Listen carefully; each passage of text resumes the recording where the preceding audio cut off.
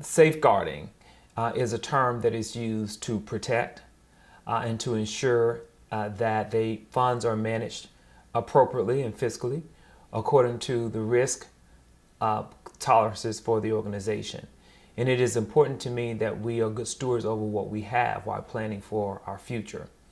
And so I have a concern that leads to stabilizing our organization financially so that we can ensure our growth in the future.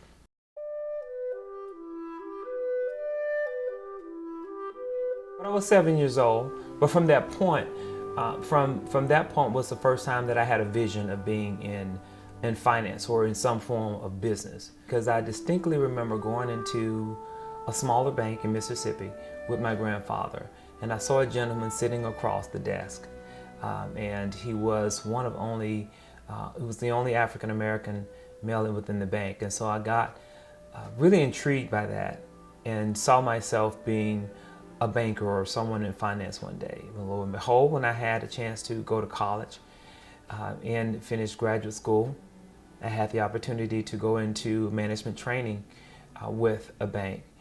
And I was able to spend about 16 years in corporate America, which gave me great experience.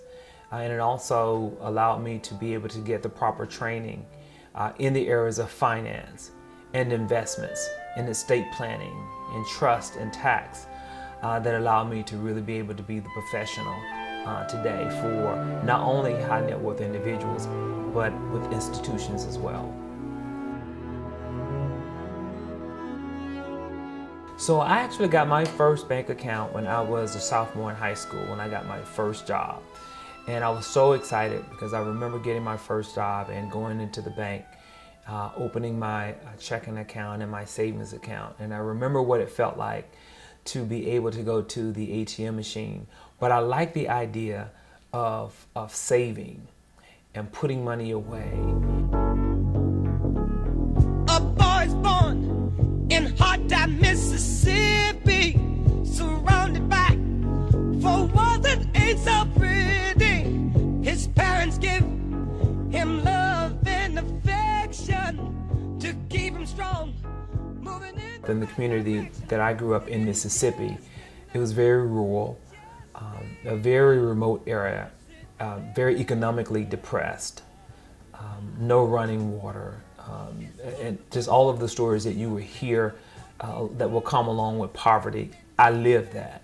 And so for me, it was intentional to make sure that when I grew up and when I had some level of success, that I would be able to be very disciplined. And so I went to the extreme.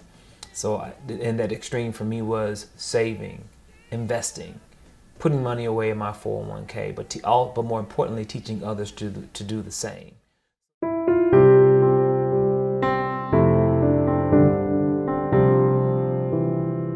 Well, I must say that she was my first endorsement.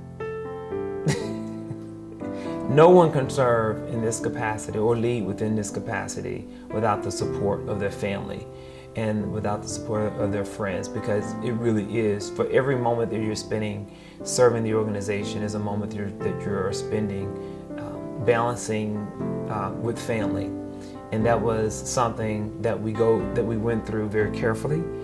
And me working in numbers, it was very calculative for me to make sure that there was something that I could do and that I could offer the fraternity, but also do it with confidence and with security that we were going to still be able to balance work, life, family, and fraternity service.